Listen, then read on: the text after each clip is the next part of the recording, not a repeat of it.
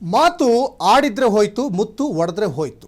ಇದು ಗಾದೆ ಮಾತಾದರೂ ಕೂಡ ಇವತ್ತಿನ ಪ್ರಸ್ತುತ ರಾಜಕಾರಣದಲ್ಲಿ ಆ ಮಾತು ಪದೇ ಪದೇ ಮುನ್ನೆಲೆಗೆ ಬರ್ತಾ ಇರ್ತದೆ. ಇವತ್ತು ಕಲಾಪದಲ್ಲೂ ಅಂಥದ್ದೇ ನಡೀತು.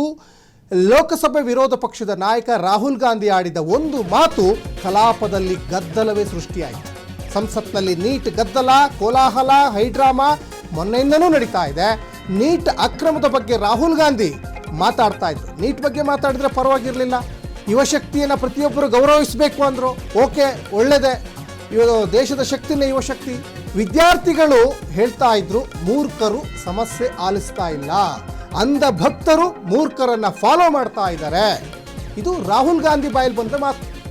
ರಾಹುಲ್ ಗಾಂಧಿ ಮೂರ್ಖ ಅನ್ನುವ ಮಾತಿಗೆ ಅಲ್ಲಿ ಸಾಕಷ್ಟು ಕೋಲಾಹಲ ಸೃಷ್ಟಿಯಾಯಿತು ಲೋಕಸಭೆಯಲ್ಲಿ. ರಾಹುಲ್ ಗಾಂಧಿ ಮೂರ್ಖ ಅನ್ನುವಂಥ ಮಾತಿಗೆ ಅಲ್ಲಿ ಬೇರೆ ಬೇರೆ ಪಕ್ಷದವರು ಕೆಂಡ ಕಾರಿದ್ರು. ಸ್ಪೆಷಲಿ ಈ BJP ಪಕ್ಷದವರು ಕೆಂಡ ಕಾರಿದ್ರು. ಸಂಸತ್ನಲ್ಲಿ ನೀಟ್ ಗದ್ದಲ, ಕೋಲಾಹಲ, ಹೈಡ್ರಾಮಾ ಅದು ಮೊನ್ನೆಯಿಂದನೂ ಕೂಡ ನಡೀತಾ ಇದೆ.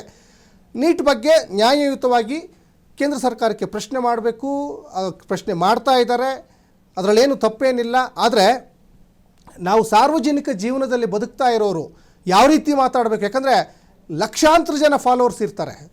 ಅದರಲ್ಲೂ ರಾಹುಲ್ ಗಾಂಧಿ, ಪ್ರಧಾನಿ ನರೇಂದ್ರ ಮೋದಿ ಇಂಥವರಿಗೆಲ್ಲ ಸಾಕಷ್ಟು ಜನ ಫಾಲೋವರ್ಸ್ ಇರ್ತಾರೆ. ನಿಮ್ಮ ಒಂದು ಮಾತು ನಿಮ್ಮ ಫಾಲೋವರ್ಸ್ ಮೇಲೆ ದೊಡ್ಡ ಪರಿಣಾಮ ಬೀಳ್ತದೆ, ಜೊತೆಗೆ ನಿಮ್ಮ ಕೆರಿಯರಿಗೂ ಅದು ದೊಡ್ಡ ಎಫೆಕ್ಟ್ ಆಗ್ತದೆ. ಇದನ್ನು ಬಹಳ ಹುಷಾರಾಗಿ ಮಾತಾಡಬೇಕಾಗ್ತದೆ.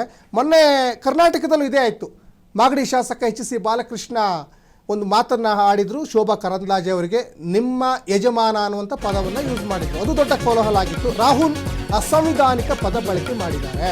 ರಾಹುಲ್ ಗಾಂಧಿ ಮಾತಿಗೆ ಕಿರಣ್ ರಿಜಿಜು, BJP ನಾಯಕ ಕಿರಣ್ ರಿಜಿಜು ಆಕ್ರೋಶವನ್ನು ವ್ಯಕ್ತಪಡಿಸಿದ್ದಾರೆ. ಕೇವಲ ಬಿಲ್ ಬಗ್ಗೆ ಮಾತನಾಡಿ ಅಂತ ಸ್ಪೀಕರ್ ಓಂ ಬಿರ್ಲಾ ಹೇಳ್ತಾರೆ. ಆದರೆ ಅಸಂವಿಧಾನಿಕ ಪದಗಳನ್ನು ಇಲ್ಲಿ ಬಳಸಬೇಡಿ. ಲೋಕಸಭೆ ಅಂದರೆ ಒಂದು ದೇವಸ್ಥಾನ ಇದ್ದಂಗೆ, ಅದು ಸದನವನ್ನು ಚೆನ್ನಾಗಿ ನಡೆಯುವಾಗ ನೀವು ಹಾಳು ಮಾಡಬೇಡಿ.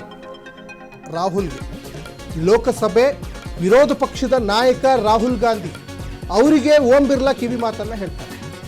ರಾಹುಲ್ ಅಸಂವಿಧಾನಿಕ ಪದ ಬಳಕೆಯನ್ನು ಮಾಡಿದ್ದಾರೆ. ಇದು ಮಾತಾಡುವಂಥ ಪದ ಅಲ್ಲ, ಅದು ಕೂಡ ಸಂಸತ್ನಲ್ಲಿ ಕಲಾಪ ನಡೀತಾ ಇತ್ತಲ್ಲ, ಅಲ್ಲಿ ಅವ್ರ ವಿದ್ಯಾರ್ಥಿಗಳು ಹೇಳಿದ್ದಾರೆ, ಇವ್ರು ಹೇಳಿದ್ದಾರೆ, ಹಂಗಾಗಲ್ಲ. ನೀವು ಇಲ್ಲಿ ಎಟ್ ಪ್ರೆಸೆಂಟ್ ಅವ್ರ ವಿದ್ಯಾರ್ಥಿಗಳು ಹೇಳಿದ್ನ ನೀವು ಯಾಕೆ ಹೇಳಿದ್ರಿ? ವಿದ್ಯಾರ್ಥಿಗಳು ಸಾವಿರ ಮಾತಾಡ್ತಾರೆ, ನೀವ್ಯಾಕೆ ಹೇಳಿದ್ರಿ? ನೀವು ಲೋಕಸಭೆ ವಿರೋಧ ಪಕ್ಷದ ನಾಯಕರಾಗಿ ನಿಮ್ಮ ಬಾಯಲ್ಲಿ ಅವ್ರು ಹಂಗಂದ್ರು ಇವ್ರು ಹಿಂಗಂದ್ರು ಅಂದರೆ ಭಾಳ ಕಷ್ಟ ಆಗ್ತದೆ. ಹಾಗಾಗಿನೇ ಮಾತು ಆಡುವಾಗ ಭಾಳ ಹುಷಾರಾಗಿ ಮಾತಾಡಬೇಕಾಗ್ತದೆ. ಮಾತಾಡಿದ ಮೇಲೆ ಅದನ್ನು ವಾಪಸ್ ತಗೊಳ್ಳೋಕ್ಕೆ ಆಗಲ್ಲ. ಅದು ಅದೇ ರೀತಿ ಮುತ್ತು ಒಡೆದ್ರೂ ಹೋಯ್ತು, ಮಾತಾಡಿದ್ರೆ ಹೋಯ್ತು ಅನ್ನುವಂಥ ಒಂದು ಮಾತಿದೆಯಲ್ಲ, ಗಾದೆ ಮಾತು, ಅದು ಈಗಿನ ಪ್ರಸ್ತುತ ರಾಜಕಾರಣಿಗಳಿಗೆ ಬಹಳ ಅದು ಅರ್ಥಗರ್ಭಿತವಾದಂತಹ ಒಂದು ಪದ ಅದು. ಹಾಗಾಗಿ ಬಹಳ ಹುಷಾರಾಗಿರಬೇಕು. ಸಾರ್ವಜನಿಕ ಜೀವನದಲ್ಲಿ ನಾವು ಬದುಕ್ತಾ ಇರ್ತೀವಿ ಅನ್ನುವಂಥ ಪರಿಜ್ಞಾನ ಇಟ್ಕೊಂಡು ಮಾತಾಡಬೇಕಾಗ್ತದೆ. ಸಾರ್ವಜನಿಕ ಜೀವನದಲ್ಲಿ ಮಾತಾಡೋರು ಒಂದು ಹೆಜ್ಜೆ ಜಾಸ್ತಿ ಇಟ್ಟರೂ ಕಷ್ಟ, ಒಂದು ಹೆಜ್ಜೆ ಹಿಂದೆ ಇಟ್ಟರೂ ಕಷ್ಟ. ಬಹಳ ಹುಷಾರಾಗಿ ಮಾತಾಡಬೇಕು.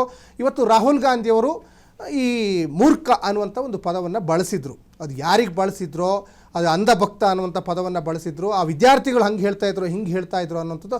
ಇದು ಎಲ್ಲೋ ಒಂದು ಕಡೆ ಈ ನೀಟ್ ಅನ್ನುವಂಥ ವಿಚಾರ ಏನಿದೆಯಲ್ಲ, ಇದಕ್ಕೆ ಅವ್ರದ್ದು ಉದ್ದೇಶ ಏನಾಗಿತ್ತು?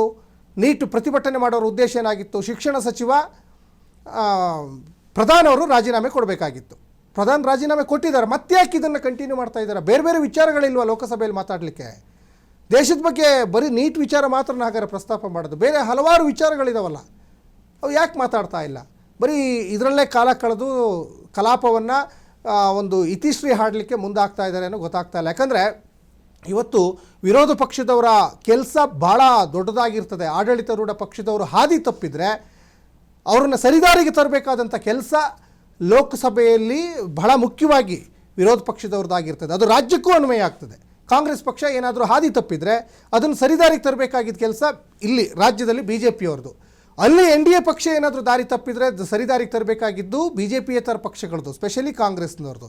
ಹಾಗಾಗಿ ಈ ರೀತಿಯಾದಂತಹ ಇಲ್ಲಸಲ್ಲದ ಮಾತುಗಳನ್ನು ಮೂರ್ಖ ಅಥವಾ ಏನೋ ಕೆಲಸಕ್ಕೆ ಬರದೇ ಇರೋರು ಈ ರೀತಿ ಪದಗಳನ್ನು ನೀವು ಹೇಳ್ಕೊಂಡು ಓಡಾಡ್ತಾ ಇದ್ದರೆ ಕಲಾಪ ಅಂತೂ ಸುಸೂತ್ರವಾಗಿ ನಡೆಯಲ್ಲ. ಬರೀ ಸದ್ದು, ಗದ್ದಲ, ಕೋಲಾಹಲ, ಗಲಾಟೆಯಿಂದನೇ ನಿಮ್ಮ ಈ ಕಲಾಪ ಮುಕ್ತಾಯ ಆಗ್ತದೆ. ಯಾಕಂದರೆ ಒಬ್ಬರು ಇಬ್ಬರು ನೋಡ್ತಾ ಇರಲ್ಲ, ಇಡೀ ದೇಶದ ಜನ ನೋಡ್ತಾ ಇರ್ತಾರೆ ಕಲಾಪ ಮಾಡ್ತಾ ಇದ್ರೆ. ಯಾಕೆ ಮಾಡ್ತಾರೆ ಅಂದರೆ ಒಂದು ಕ್ಯೂರಿಯಾಸಿಟಿ ಇರ್ತದೆ, ಏನು ಚರ್ಚೆ ಆಗಿರ್ಬೋದು, ಯಾವುದ್ರ ಬಗ್ಗೆ ಮಾತಾಡ್ತಾ ಇರ್ಬೋದು, ದೇಶಕ್ಕೇನು ಲಾಭ ಆಗ್ತಾ ಇದೆ ಈ ಕಲಾಪದಿಂದ, ಎಲ್ಲವನ್ನೂ ಬುದ್ಧಿವಂತ ಜೀವಿಗಳು ನೋಡ್ತಾ ಇರ್ತಾರೆ. ಬರೀ ನಿಮ್ಗೆ ಗಲಾಟೆ ಮಾಡ್ಕೊಳ್ಳೋಕ್ಕೆ ನೀವು ಸದನಕ್ಕೆ ಯಾಕೆ ಹೋಗಬೇಕು? ಸಾಕಷ್ಟು ಬೇರೆ ಕಡೆ ಜಾಗ ಇದೆಯಲ್ಲ, ಪಬ್ಲಿಕ್ ಪ್ಲೇಸಲ್ಲಿ ಮಾಡ್ಕೋಬೋದು.